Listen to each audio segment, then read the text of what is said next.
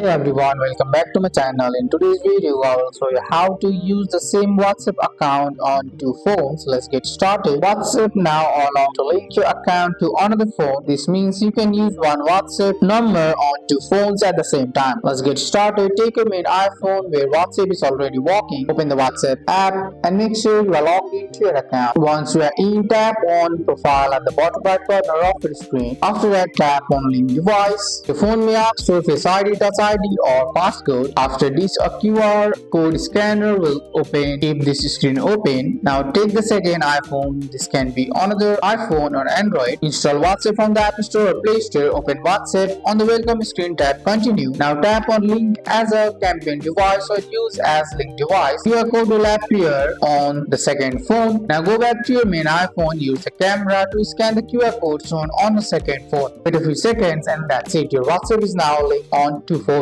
That's all for today's video, guys. I hope you guys like this video. If you found this video helpful, drop a like, subscribe for more videos. Thanks for watching. See you in the next one.